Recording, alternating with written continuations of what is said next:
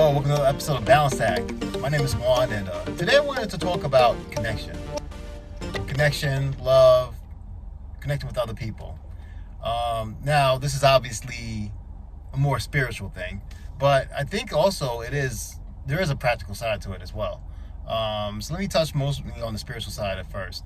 So, connection, love, gratitude, appreciation, these are all things that we connect to other people with through God, through spirit, through source, through our souls, our inner beings matching with another. You get that feeling of inspiration, that feeling of love. Those feelings, if you follow the teachings of Esther Abraham Hicks, all related to your inner being, your inner guidance system, which is your emotions. When you feel good, you're aligned. When you feel bad, that you're pinched off a little bit from the flow of God's energy. And so that's your inner being letting you know you're on or off point. So one thing that Esther says is when you are connected, it's fun, but it's even more fun with others. So when you connect with other beings on this earth, it just makes things that much better, right? So now also obviously trying to connect with people can also lead to a lot of problems, right? And that's what she would call trying to use someone else as your point of attraction. So your point of attraction is only you, right? But when you attempt to use someone else as your point of attraction, otherwise your reason to feel good, then you give all your power over to that other person.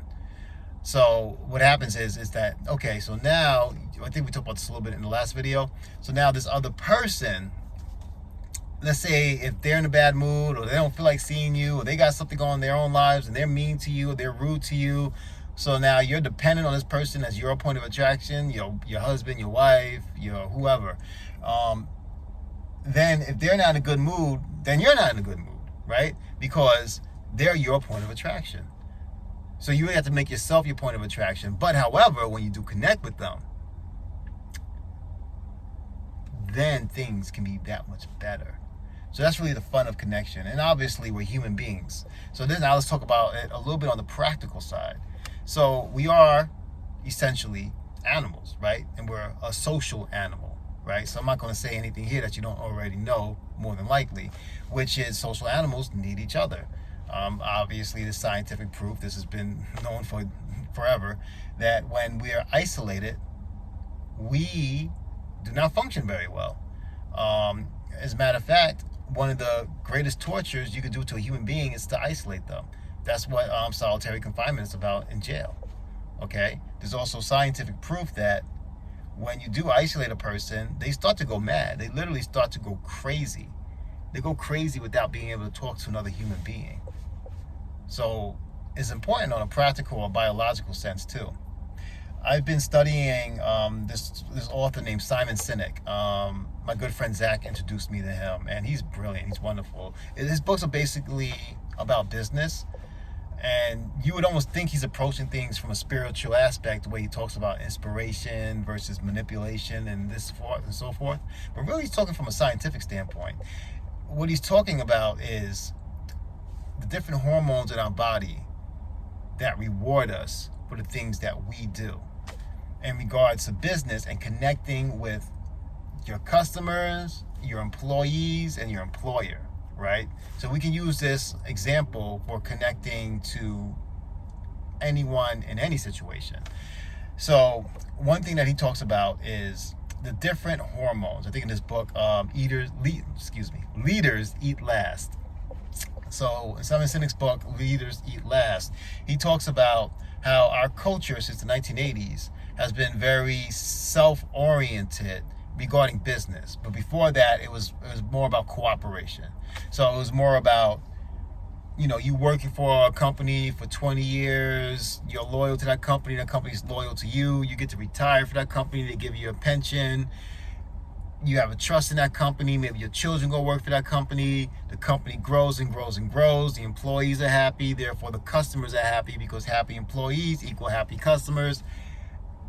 Business grows more and more money comes in, everybody's happy, right? But in the 1980s, the culture of layoffs started to take hold, where it's like, oh, you know what, our business is not doing that well. We're not really making the money that we're planning on making for this quarter. So in order to make that up, we're just going to lay off a bunch of people. And this way we'll save on the salaries we were going to pay them. So what does this cause? So now what we have here is, instead of looking at the long-term health of the company, companies got into the habit, especially here in the States, of looking at the short-term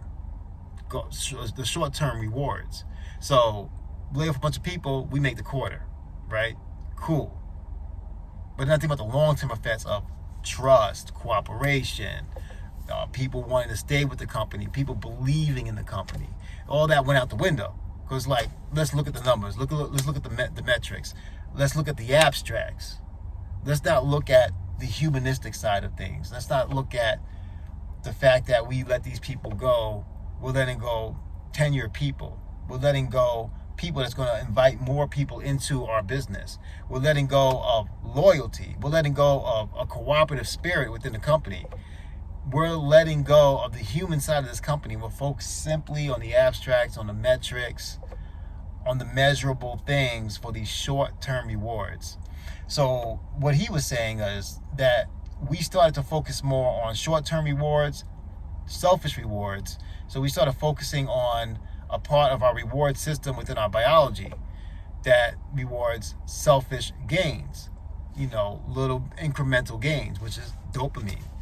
Okay, so dopamine rewards you for accomplishments, right? So, okay, I want to do 10 push-ups. You do 10 push-ups, you feel a little bit better. I want to walk from this side of the street to the other side of the street. And as you start to do that, your body starts to reward you a little bit of dopamine hits every step that you take to get to that goal, okay? So what's happening there is that people in the 80s, companies in the 80s, started looking for that kind of reward, that kind of incremental, what can I see just before my nose kind of reward. So it's like, okay, so here I am, standing right here, where the company is down $20,000. I need the company by the end of this quarter for the next 3 months to get to that $20,000 and beyond. I don't see I'm going to do that because sales are down. And the projections say sales are going to go down even further within the next 3 months. What do I do? Well, see here, Joe, he's been in for 20 years. He's making $75,000. Jesus Christ. I could probably get some 20-year-old in there for $40,000, do the same job. So we're going to let's lay off Joe and get somebody else in there, maybe 3 months down the line. We could probably do without Joe in this position for 3 months. We'll save that money. And then we'll lay off a few more people about Joe's salary. Oh, we'll hit that number, no problem. And this is how companies start to think. So that's the idea of trying to connect with people on a selfish level. Then things become transactional. And when things become transactional, there's no trust, there's no cooperation. Everything's about, hey, I scratch your back, you scratch mine, Hey, you do this thing for me, I do that thing for you. Okay, that's the end of the relationship. There is no relationship, right?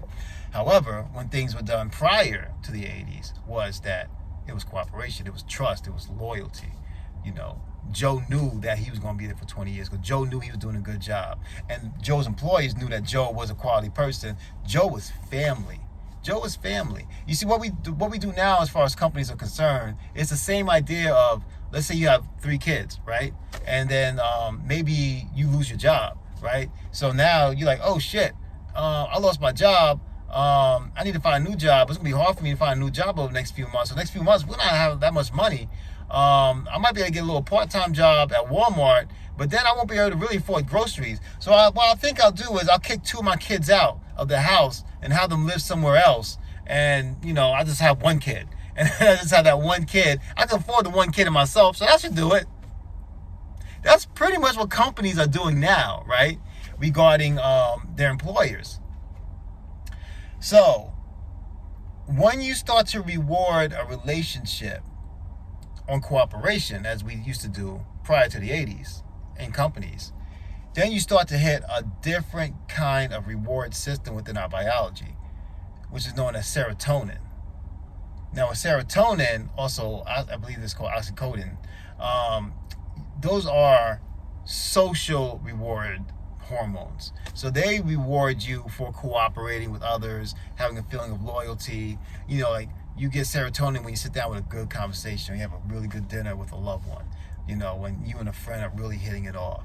When you guys all work together on a project and a project turns out well, you get a little hit of dopamine, yes, but that serotonin and that oxycodone reward is released as well, and it's scientifically proven that's longer lasting. So those are the kind of rewards you want to go for on a practical standpoint as well. So truly, you want to reward cooperation, and you want to reward trust within a relationship when you're making a connection with somebody. And there's real good science and practical reasons why you want to do that. Because the serotonin and oxycodone in your system lasts longer than the dopamine. Dopamine is like this. You need another hit of that dopamine. Another hit of that dopamine. That's where addiction comes in. That's where, a transactional kind of mind state comes in. That's how people end up falling into things like narcissism, because they're so dopamine reward-based focused. You don't care about other people. You only care about that next hit, that next hit, that next hit, that next hit. But when you deal with something, when you're dealing with cooperation, love, loyalty, those kind of connections with other people, you want to cultivate that before the quick hit dopamine kind of connection, because that's longer lasting, that's healthier for you, that's healthier for your body, it's healthier for society, obviously. How stressed are you at work because you don't know if the next day you're going to have a job or not? You feel like they don't give a shit about you at your job, right? That's how you feel. You feel like they don't give a fuck about you, right? That's our culture right now. So learn from your experience from work. If you're unfortunate to work in a place like that, which unfortunately most of us are because of the way our culture is. Learn from that, and don't bring that into your personal life. Avoid that. In your personal life, reward, trust, and cooperation. Now, obviously, you don't want to be taken advantage of. You don't want people to take advantage of you. So, you don't want to go overboard, these kind of things. You have to have your own balance. You come first. Take care of yourself before anyone else, right? And this is not a contradiction to what I was saying before, because your most important relationship that you have is the one with yourself, okay? And on a spiritual level, the one with your inner being, your soul. So cultivate that relationship first. Then when you're healthy and you're good there, spread from there. And when you decide to spread from there, reward trust, reward cooperation, seek it, give it, look for it. And if you're not getting it back, it's probably not the best relationship for you to be in. So that's a spiritual look at cooperation. The spiritual side of it is, number one, form that relationship with yourself, with your inner being, with God, with your spirit, with your soul. Form that relationship, number one, okay? Then number two, start to spread it out to others, okay? You always come first, then spread it out to others. And the practical side of it is that you are going to be releasing or tapping into a biological reward system that deals with serotonin and oxycodone. This will be running through your system. Okay, I might be mispronouncing the last hormone, by the way, but it's pronounced similar to that. So that's going to be released within your system. Okay, and when that's released within your system, that lasts longer than dopamine, which is the very selfish, self-centered reward system that you get from, like going shopping or eating a good meal or, having sex, just whatever, that little quick reward system. Boom, boom, boom, boom, boom, boom, boom. Okay, that's good and has its place. It doesn't have its place when you're trying to form a relationship and you're trying to cooperate with someone and you're trying to build trust. Okay, so that's the practical side of it. So reward trust, reward cooperation, build that relationship with yourself, with your inner being, and then once you're healthy there, spread to others in unconditional love. All right, that's my message for today. This is something I'm exploring myself very recently. It's also something I've also struggled with most of my life, which is connecting to others, but I am definitely starting to connect with others now. I'm building so many beautiful relationships. And I'm hoping to bring some of the people on this podcast, actually, as in interviews, people I've been building relationships with down here in the Tampa Bay area. And I got to say that I met some incredible, lovely people and like-minded, spiritually minded, beautiful, wonderful people. So that's it for today. Thank you for tuning in. I love you all. Truly do. Leave in the comments any questions you may have, or any topics you might want to talk about in the future. And may you find your balanced path between the metaphysical and the practical to your own well-being. God bless. Love you all.